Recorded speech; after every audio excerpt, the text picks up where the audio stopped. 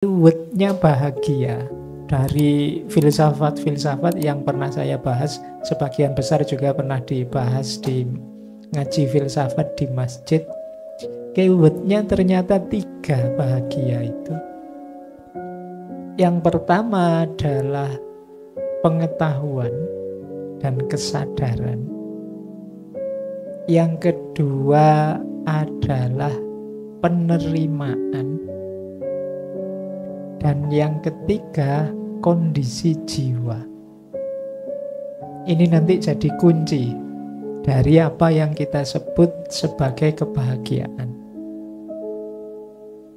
Yang pertama, ilmu atau pengetahuan. Ini bisa kita temukan misalnya dalam tradisi filsafat Yunani kuno, Sokrates dan murid-muridnya, Plato dan Aristoteles. Mereka ini punya aliran sendiri yang dikenal sebagai eudaimonisme atau eudaimonisme, ada yang bilang seperti itu. Daimon itu artinya jiwa. Jadi filsafat mereka itu tujuan puncaknya adalah ketentraman, kenyamanan jiwa atau kebahagiaan. Jadi dasarnya kebahagiaan, kata Sokrates, nanti dilanjutkan oleh dua-duanya muridnya, Plato dan Aristoteles, itu pengetahuan.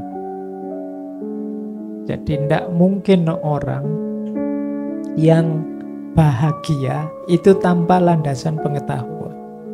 Logika mereka begini, orang itu bisa bahagia kalau melakukan hal-hal yang utama. Hal yang utama sebut saja kebaikan-kebaikan, sederhananya itu. Kalau bahasa Yunaninya arete. Orang untuk tahu mana yang utama dan mana yang tidak, itu dasarnya pengetahuan, ilmu. Jadi tanpa ilmu kita sulit bahagia. Makanya ketika ada hadis tolabul ilmi faridotun, itu saya membacanya, Rasulullah itu memang sangat ingin kita bahagia. Makanya kita disuruh mencari ilmu. Ini bukan beban, kita diwajibkan mencari ilmu itu. Itu sebenarnya sayangnya beliau, sayangnya Allah juga pada kita, maka kita diminta mencari ilmu. Makanya dulu Nabi Adam sebelum diturunkan ke bumi ini dibekali oleh Allah bekalnya ilmu. Wa 'allama Adamal asma'a kullaha. Demi apa? Demi Adam bisa bahagia. Jadi karena memang Allah itu inginnya kita itu bahagia. Berarti keyword pertama orang bisa bahagia itu, kan banyak Pak orang tidak pinter terus bahagia. Ya orang tidak pinter resikonya salah pilih. Pilihan-pilihan tindakannya bukan keutamaan. Mungkin saja dia menemukan sesuatu yang menyenangkan, cocok, sesuai, tapi begitu bukan keutamaan, ya nanti seperti Mas Alvin tadi, senengnya cuma sementara. Jadi seneng jangka pendek.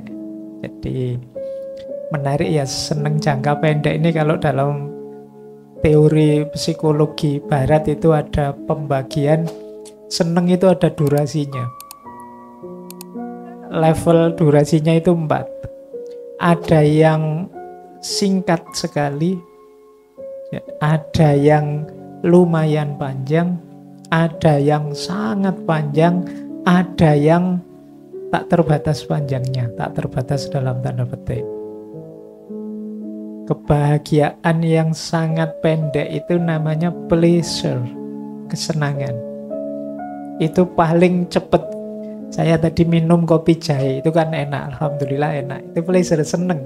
Tapi begitu gelasnya tak taruh, ya rasa enaknya sudah mulai berkurang. Sekarang sudah 10 menit yang lalu hilang rasanya. Kalau ingin enak lagi harus saya ulang lagi.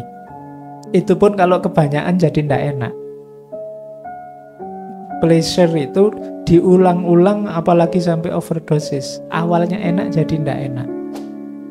Ini rumus teman-teman. Jadi kalau ada kesenangan apapun, kalau pingin enaknya long lasting lama, jangan boros. Ya, seneng apa saja itu agak dihemat pelan-pelan sidik-sidik gitu. Ini kalau saya dikasih sak drum besar itu mesti terus ndak jadi enak.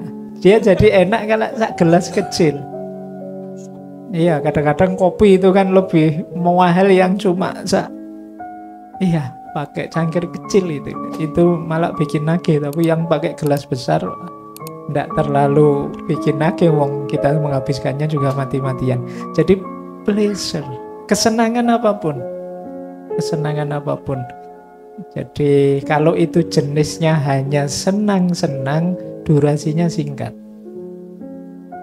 Pacaran kok untuk senang-senang saja mesti singkat, ndak lama. Makan kok untuk senang-senang saja, ya ada batasnya pasti. Maka ini paling pendek durasi kebahagiaan yang jenis senang-senang. Ada yang kedua, lebih panjang. Namanya achievement. Keberhasilan, kesuksesan tadi yang banyak dicari oleh orang Indonesia tadi ternyata level 2. Nah, level 2 ini lumayan dibandingkan seneng. Capaian itu kan lebih panjang. Kalau tadi makan itu begitu kenyang, nikmatnya habis. Tapi kalau capaian misalnya wisuda, itu kan senengnya agak panjang. Meskipun setelah wisuda ya sumpek juga. Tapi kan lumayan lebih panjang daripada makan. Kita berhasil apa itu kan alhamdulillah. Senengnya agak panjang. Kalau itu achievement, capaian. Jadi berarti kalau teman-teman sedang pleasure, ya naikkan levelnya jadi achievement. Jadi achievement itu dalam kesenangan yang sama, itu saya bisa bikin prestasi. Hubungan antara makan dan puasa misalnya, wah saya berhasil puasa sehari, ini achievement. Nikmatnya makan jauh lebih panjang. Jadi baik. Jadi ini lebih dahsyat panjangnya achievement. Ada lagi level 3. Kalau level 3 sangat panjang, yaitu contribution. Contribution itu kita tidak hanya menyenangkan kita, tidak hanya keberhasilan kita, tapi kita bisa berbagi kesenangan, berbagi keberhasilan pada yang lain. Ini contribution. Tidak cuma aku yang bisa lulus, aku juga bisa membantu teman sampai lulus. Ikhlas ya, bukan dibayar. Orang dandak kayak yo memang bantu. Ini kebanggaannya, kesenangannya jauh lebih panjang. Kita bisa memberi, kita bisa berbagi. Kita belajar paham, itu senangnya luar biasa. Tapi kita bisa memahamkan orang, itu jauh lebih menyenangkan. Jadi ini levelnya lebih panjang. Dan yang paling puncak, kalau ini senengnya sudah top, tidak ada batasnya di level manusia, namanya ultimate good. Ultimate good itu kalau versi barat itu kita melakukan kebaikan yang tanpa pamrih. Jadi ini nanti paradigmanya kalau dalam agama hubungannya dengan ikhlas. Begitu kita melakukan kebaikan kok ikhlas, ya sudah, kita senengnya tidak ada ujungnya, sudah seneng terus. Seneng ada ujungnya itu kan ketika kita ada pamrihnya. Saya berkontribusi sih, tapi saya ingin agar ini, agar itu, nanti ada batasnya. Saya bikin kajian seperti ini biar anak-anak muda Jogja itu hebat, aktif-aktif. Ya nanti begitu anak muda Jogja sudah hebat dan aktif, selesai kegembiraanku. Tapi kalau aku enggak, kok saya enggak ada pamrih apa-apa, uslillahi ta'ala, yang penting Gusti Allah ridho, alhamdulillah, itu dok. Itu lebih panjang, long lasting, enggak ada akhirnya. Jadi maka ini teori barat sebenarnya. Boleh kalau teman-teman jadikan referensi kalau ingin kebahagiaan yang durasinya lebih panjang. Berarti apa? Cari pleasure itu manusiawi, boleh. Nyari kesenangan, tapi kalau hanya ini yang kita cari, pendek durasinya. Yang kedua, lebih panjang, yaitu capaian-capaian. Punya cita-cita boleh, punya ambisi boleh. Nanti bikin usaha apa sukses, saya pingin begini berhasil, itu alhamdulillah. Kalau tercapai kita akan lebih panjang senangnya. Tapi ada lagi yang lebih panjang kalau kita bisa berkontribusi. Dan yang paling panjang ya kalau kita bisa ikhlas beramal. Ini semboyannya Kemenak. Iya. Baik. Jadi ini level-level kebahagiaan. Nah, ini kalau diomongkan ini kan simpel. Tapi untuk dipraktekkan teman-teman pasti butuh ilmunya. Makanya tadi yang nomor 1 syaratnya kita bahagia ilmu.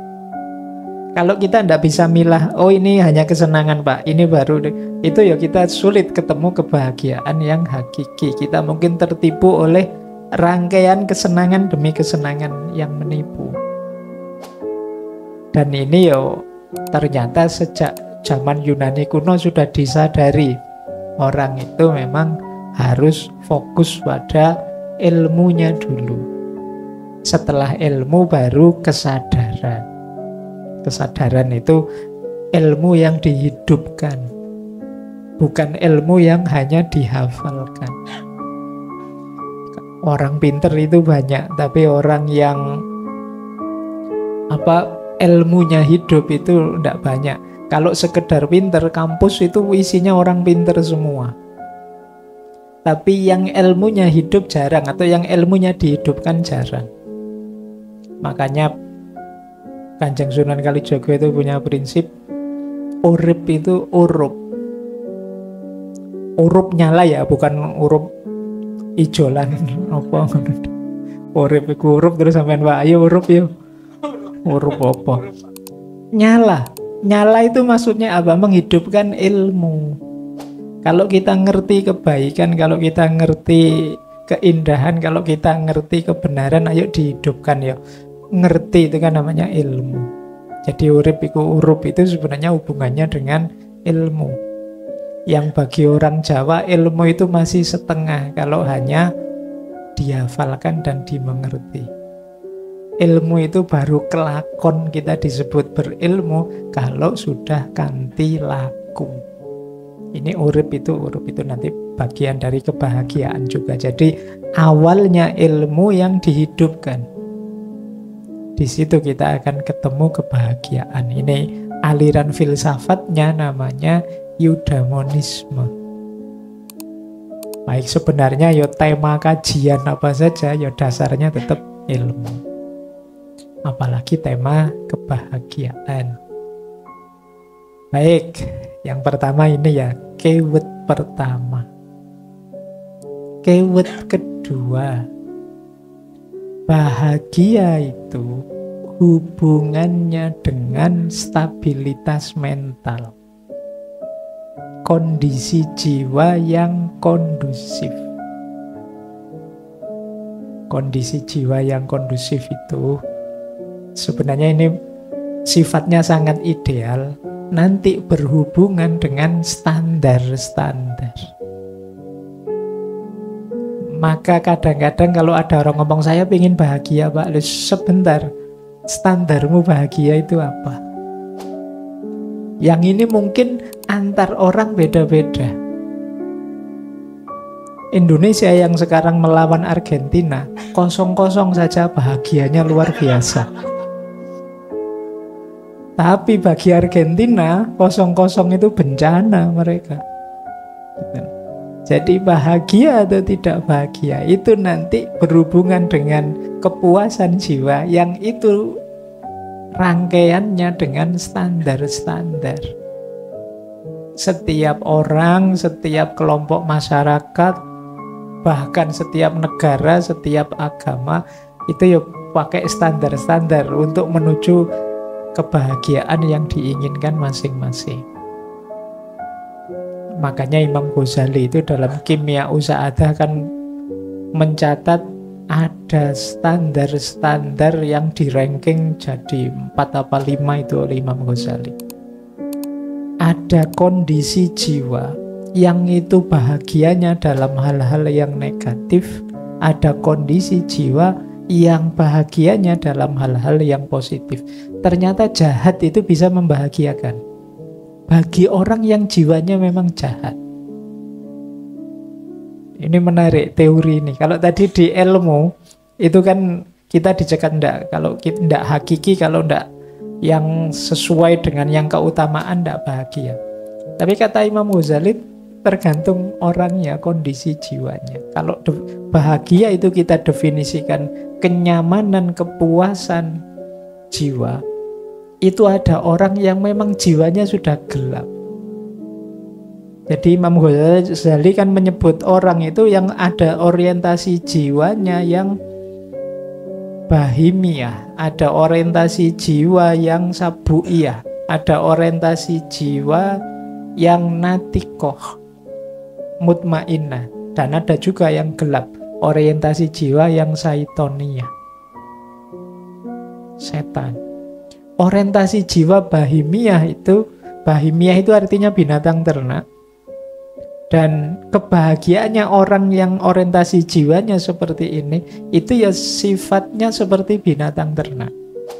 Binatang ternak itu kan makan, minum, kawin, hamil, berketurunan, terus tidak perlu capek-capek, ada yang merawat, dia tinggal enak saja, rebahan saja.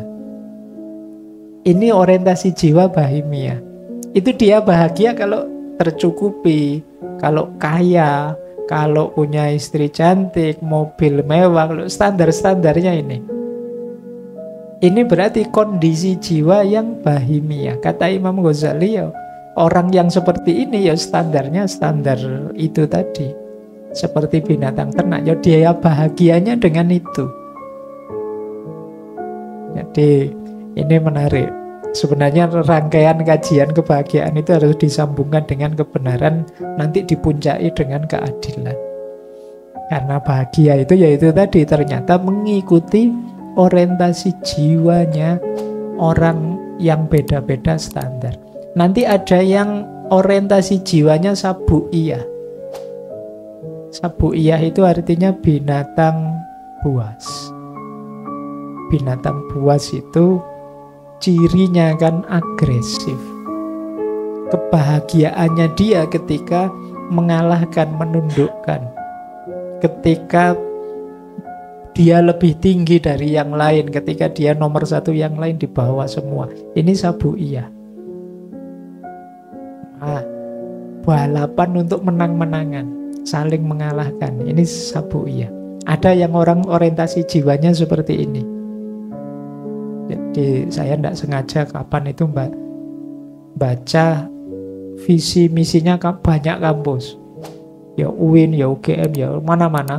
Hampir semua itu orientasi visinya yang ditulis itu visi sabuiyah.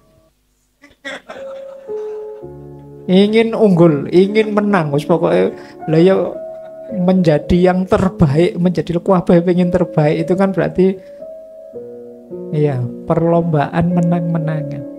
Bila perlu berkorban banyak demi ambisinya terpenuhi.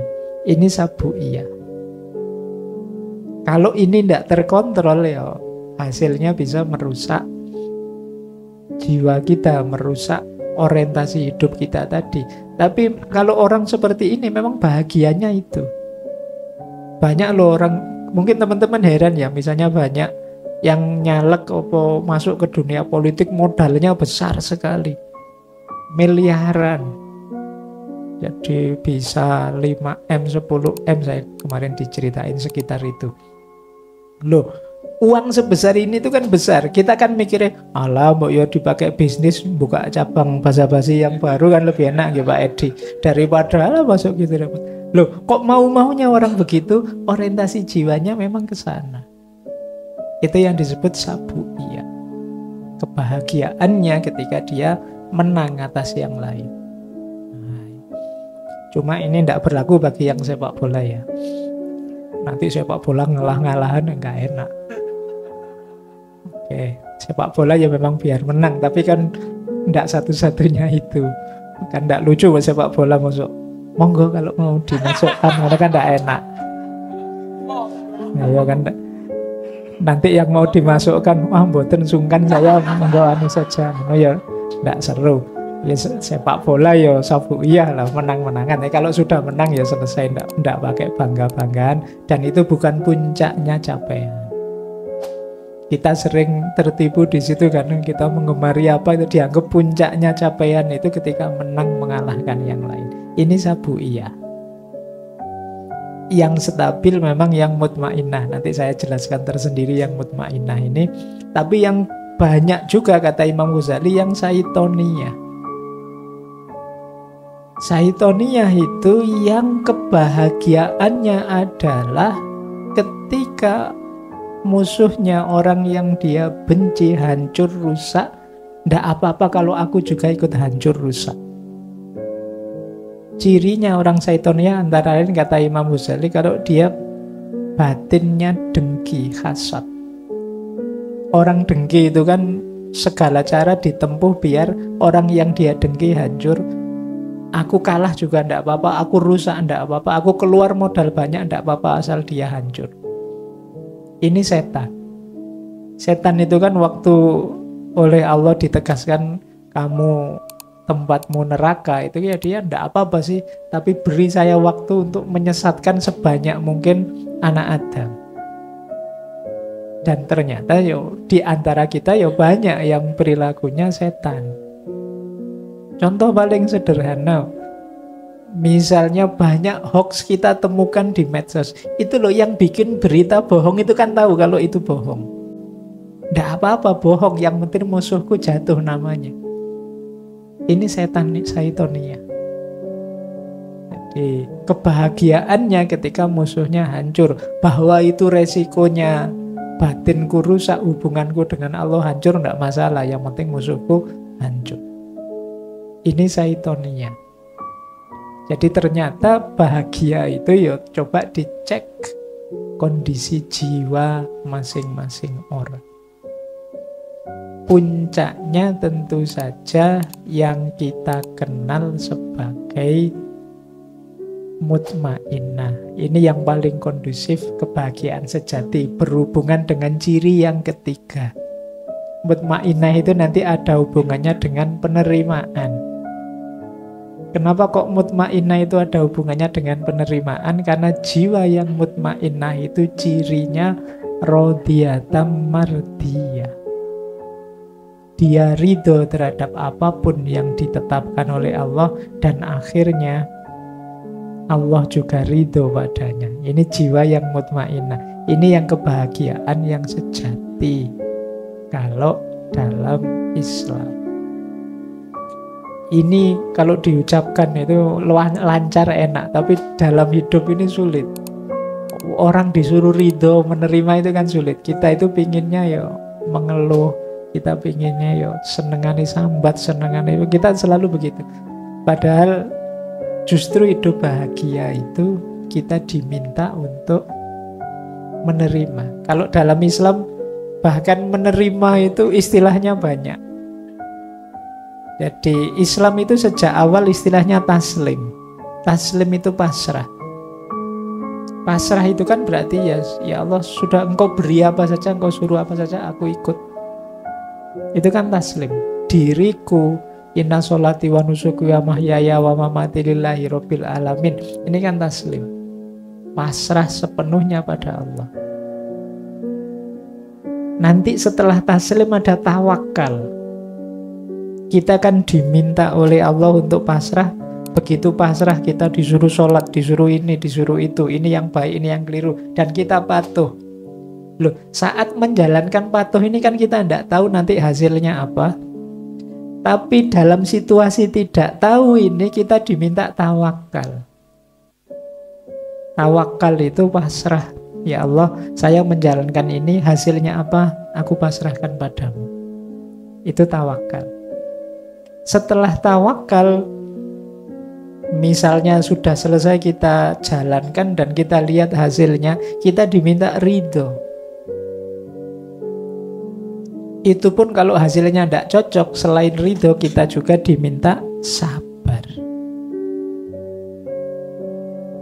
Jadi kayak tadi jatuh, kita ridhoi saja, jatuh kita sabar. Ya, loh. Itu kan sudah kelihatan efeknya. Kita sabar. Jadi ada banyak ajaran-ajaran Islam itu yang sebenarnya arahnya apa? Untuk kita bahagia. Berat Pak, sabar itu. Loh, wong sabar itu untuk kita bahagia kok mbok anggap berat. Ridho Pak, aduh. Saya tiap hari disusahkan, dianukan, disuruh ridho. Iya, tapi ridho itu tidak untuk kepentingannya Allah, untuk kepentinganmu biar bahagia. Bayangkan kalau kita tidak punya kualifikasi ridho, itu berat hidup kita. Mungkin tiap hari ya kita sambat kita. Karena selalu ada yang bisa kita sambati. Apa saja.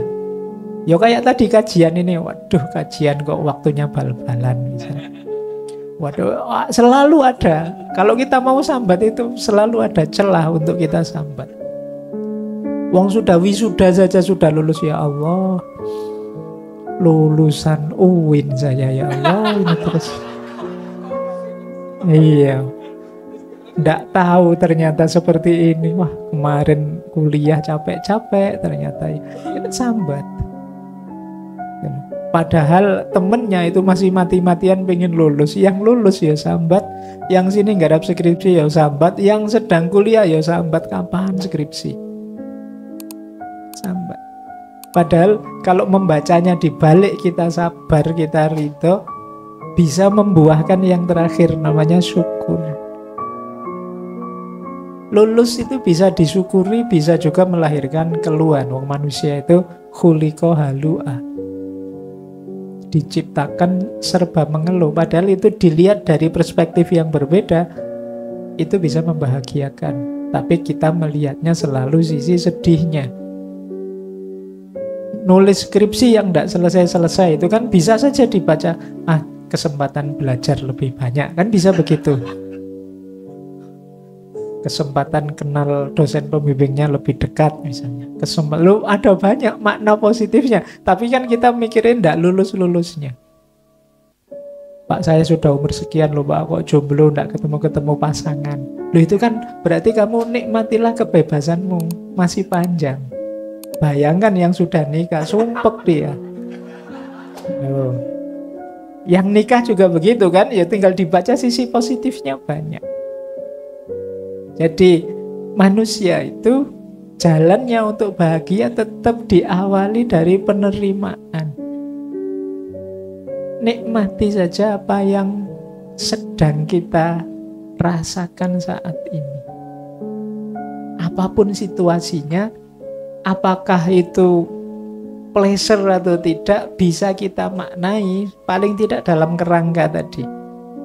Kalau memang berat ya kita maknai sebagai pelajaran kesabaran. Kalau enak ya kita maknai pelajaran untuk memudahkan ridho dan syukur. Kalau memang tidak jelas ya pelajaran untuk tawakal. Pak, masa depan saya tidak jelas ini Pak. Ya tawakal saja. Pasrah saja pada Allah. Yang penting ikhtiarnya sudah dijalankan. Nah, baik, jadi sampai di sini kita sudah dapat 3 keyword. Bahagia itu yang pertama ilmu, pengetahuan. Kemudian yang kedua berhubungan dengan kondisi jiwa dan orientasi jiwa.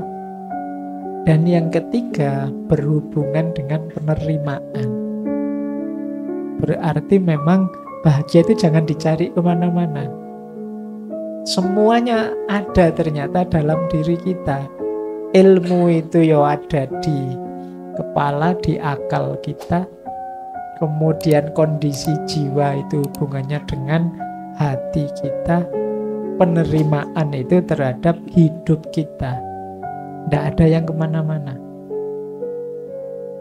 Jadi ini 3 keyword kalau kita ingin menemukan, jadi bukan mencari, menemukan dan mengambil kebahagiaan yang sudah tersedia di hadapan kita.